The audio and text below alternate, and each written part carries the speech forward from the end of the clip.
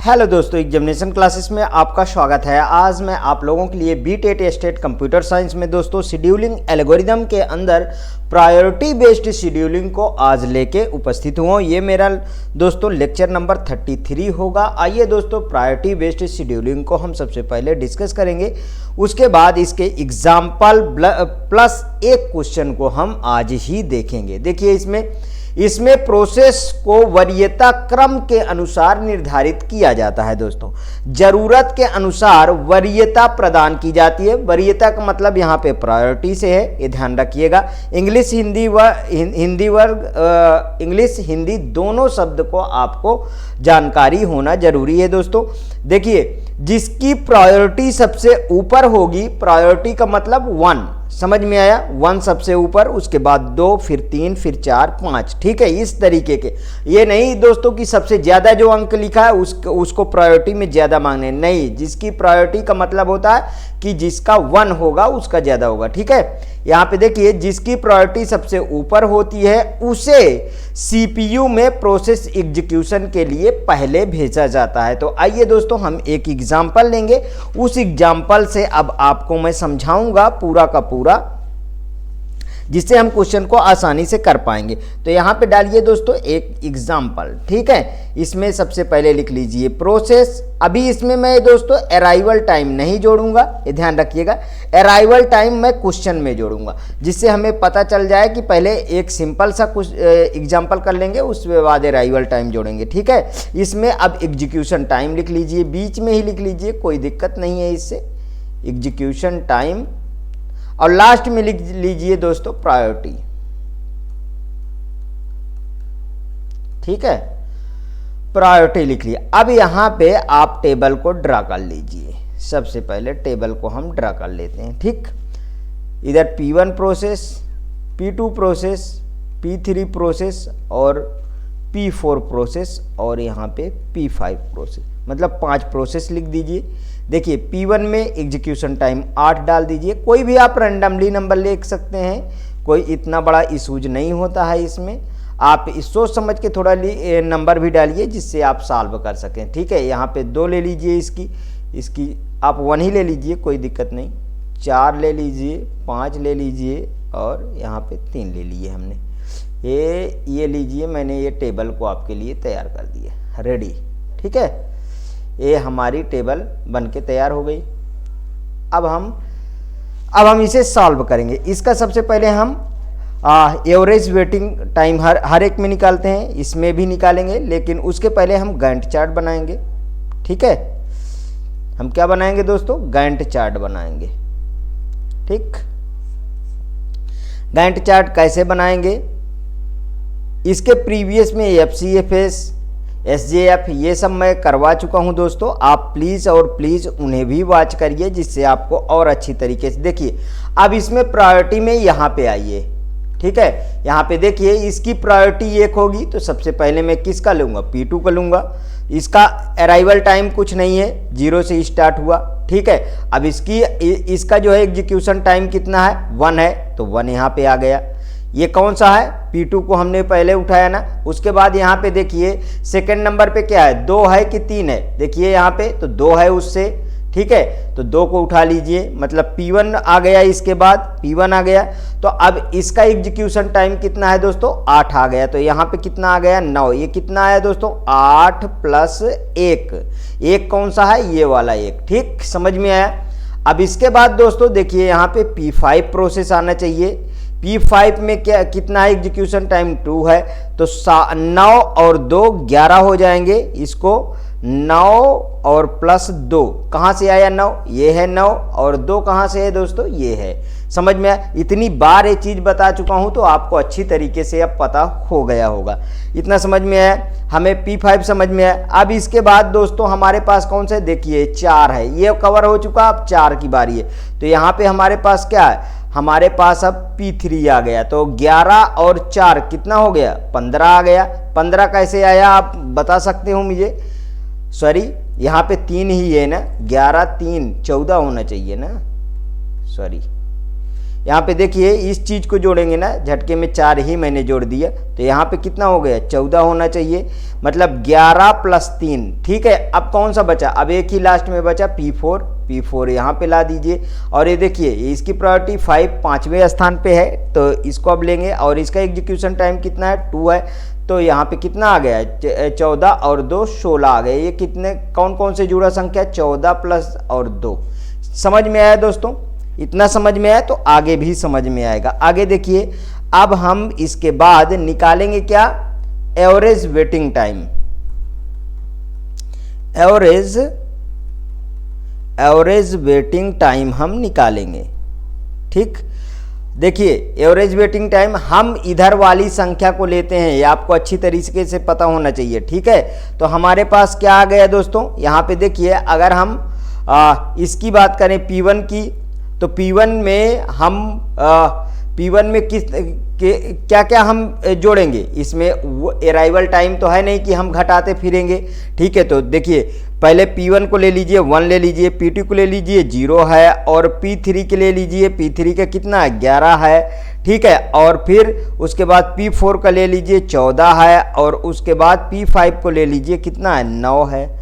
ठीक है, कितने हैं टोटल, तो 1 2 3 4 5 नीचे डाल दीजिए, तो कितना है देखिए 14 और 11 25 और 9 कितना हो गया 34 और 1 35 आ गया, 35/5 हो गया, और ये 5 7 35 होता है। ठीक है, इसको काट दीजिए 7 आ गया, तो 7.0 मिली सेकेंड आ गया ना, एवरेज वेटिंग टाइम आपका निकल के आ गया। समझ में आया। अब इसके बाद हम क्या निकालेंगे दोस्तों, इसके बाद हम एक क्वेश्चन लेंगे जिसमें हम अराइवल टाइम भी जोड़ेंगे और उसके अकॉर्डिंग हम एवरेज वेटिंग टाइम निकालेंगे और टर्न अराउंड टाइम निकालेंगे, सब निकालेंगे इसमें। अब चलिए आइए एक क्वेश्चन लेते हैं और उसके अकॉर्डिंग हम काम करेंगे। ठीक है, इससे दोस्तों बाहर आपके पेपर में नहीं आ सकता, इससे ऊपर आएगा तो वो फिर गेट लेवल का क्वेश्चन हो जाता है। ठीक, इसीलिए आपके सिलेबस को ध्यान रख के मैं वो काम करता हूँ। यहाँ पे सबसे ऊपर लिखिए दोस्तों प्रोसेस लिखिए, यहाँ पे प्रोसेस लिखिए। ठीक है, यहाँ अराइवल टाइम लिखिए, अराइवल टाइम। ठीक है, अराइवल टाइम के आगे लिखिए एग्जीक्यूशन टाइम, एग्जीक्यूशन टाइम। ठीक है, और यहां पे लिखिए प्रायोरिटी। ठीक है, अब इसको आप टेबल को खींच लीजिए, यहां पे P1 P2 और P3 और P4। ठीक है, 0 1 3 और 4। ठीक, 7 4 3 और 2, 4 3 1 और 2। ठीक, अब यहाँ पे ये आपका मैंने बना दिया। ठीक है, ये मैं यहाँ पे आपका बना दिया। अब इसके बाद दोस्तों इसका हम गैंट चार्ट निकालेंगे। क्या निकालेंगे, गैंट चार्ट निकालेंगे। तो यहाँ पे ये मैंने गैंट चार्ट स्टार्ट कर दिया। ठीक है, गैंट चार्ट में हम कौन सा प्रोसेस की प्रायोरिटी अधिक है उसको हम सबसे पहले ले आएंगे। तो यहाँ पे देखिए आपकी P3 की प्रायोरिटी अधिक है, लेकिन हमारे पास यहाँ से पता होना चाहिए कि अराइवल टाइम आ चुका है। ठीक, यही चीज को मैं हर बार ध्यान दिलाता हूं कि अराइवल टाइम आ गया है, तो मींस कि हमारे पास P1 पहले आएगा। 0 to कितना है, अब इसका एग्जीक्यूशन टाइम कितना है 7, तो यहाँ पे 7 आ गया। उसके बाद दोस्तों हम मूव करेंगे किस में, अब आएंगे हम प्रायोरिटी में। तो सबसे पहली प्रायोरिटी किसकी है, वो है दोस्तों P3 की। तो यहाँ पे P3 लिख लीजिए, ये लीजिए P3 लिख लिया। अब P3 का अब यहाँ पे देखेंगे हम एग्जीक्यूशन टाइम। तो P3 का एग्जीक्यूशन टाइम कितना है, P3 के एग्जीक्यूशन टाइम वो 3 है। ठीक है, तो यहाँ पे कितना आ गया 7 3 10 आ गया। ये कैसे आया, तो देखिए इसका जो है P1 का कितना था 7 था यहाँ, और प्लस 3 इसका एग्जीक्यूशन टाइम था, तो कितना हो गया 10 आ गया। इसके बाद देखिए किसकी प्रायोरिटी जो है अधिक है, तो इसके बाद दोस्तों P4 की है, तो यहाँ पे आ गया कितना P4 आ गया। P4 आ गया तो 10 तो पहले ही था, 10 में अब इसका एग्जीक्यूशन टाइम देखेंगे तो एग्जीक्यूशन टाइम 2 है, तो यहाँ पे कितना आ जाएगा 12 आ जाएगा। कैसे आया दोस्तों ये, तो ये 10 और प्लस 2 आ गया 12। समझ में आ रहा है पूरी तरीके से। उसके बाद यहाँ पे देखिए अब कि अब इसमें प्रायोरिटी किसकी अधिक है, तो यहाँ पे है इसकी प्रायोरिटी P2 की, तो यहाँ पे P2 डाल दीजिए। अब इसके बाद कोई बच ही नहीं रहा, 4 ही प्रोसेस हैं, तो 12 इसका एग्जीक्यूशन टाइम कितना है 4 है, तो 12 और 4 16 हो गया। तो ये कितना हो गया, यहाँ पे देखिए यहाँ पे 12 और ये 4 एग्जीक्यूशन टाइम जो इसका था जोड़ दीजिए 16 आ गया। समझ में आया। अब इसके बाद हम क्या निकालेंगे दोस्तों, यहाँ पे अब हम निकालेंगे इसके बाद average waiting time. Average waiting time, ठीक है। एवरेज वेटिंग टाइम कैसे निकालेंगे, तो अब पहले P1 को निकालेंगे, तो P1 को तो सिंपल है, क्या है देखिए यहाँ पे 0 का 0 हो गया। फिर P2 का निकालेंगे यहाँ पे, तो 12 में से 1 घटाइए यहाँ पे, तो ये कितना हो जाएगा दोस्तों 11 आ गया। समझ में आया। इस 12 में से अराइवल टाइम को घटा दिया जाता है। मैं P2 का यहाँ पे लिख देता हूं, तो 12 माइनस 1 तो कितना आ गया 11 आ गया।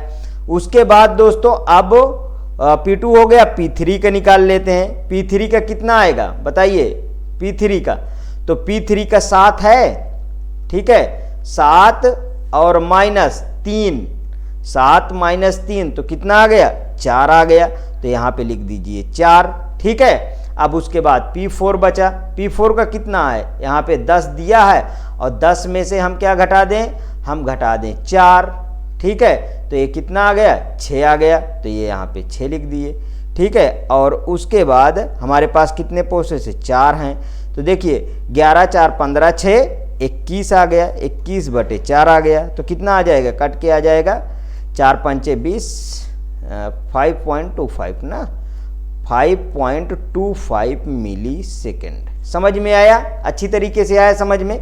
इसके बाद निकाल देते हैं हम टर्न अराउंड टाइम। देखिए दोस्तों छोटी छोटी वीडियो में मैं आपको बता रहा हूं जिससे आपको पूरी तरीके से समझ में आता रहे। अब इसके बाद हम निकालेंगे turn around time, average turn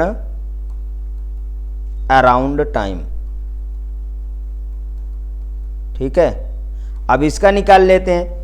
पहले निकालेंगे P1, तो देखिए P1 में P1 को निकालेंगे। यहाँ पे देखिए P1 को हम निकालें TAT, तो P1 को हम निकालेंगे तो 7 माइनस का 0 कितना आ गया 7 आ गया, तो यहाँ पे 7 लिख दीजिए, प्लस P2 को निकालिए। P2 का कितना है, बाद वाला आप लेते हैं, समझ में आए, 16 माइनस 1, 16 माइनस का 1 कितना आ गया 15 आ गया, तो यहाँ पे कितना आ गया दोस्तों 15 आ गया, ठीक है।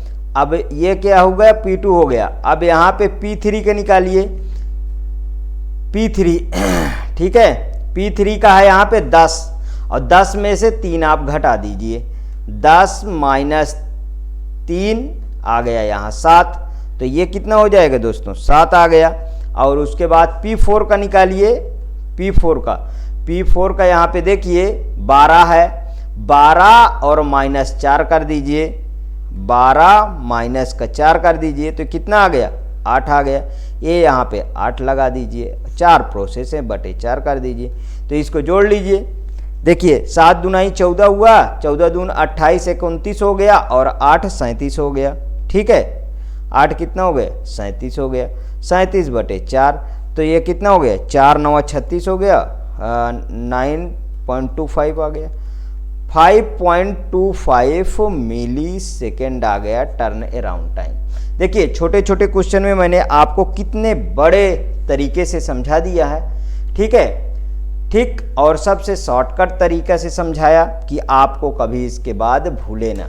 यदि आपको अभी भी कोई प्रॉब्लम आ रही है दोस्तों, तो प्लीज़ और प्लीज़ मेरे एग्जामिनेशन चैनल में आप सब्सक्राइब कर लीजिए, लाइक करिए, शेयर करिए। कोई प्रॉब्लम आ रही है क्वेश्चन में तो प्लीज़ और प्लीज़ कमेंट करिए, तभी मुझे पता चलेगा कि आपको ये प्रॉब्लम आ रही। हाँ दोस्तों, यदि आपको अच्छा लगा तो प्लीज़ और प्लीज़ शेयर ज़रूर करिए। ओके दोस्तों, थैंक यू।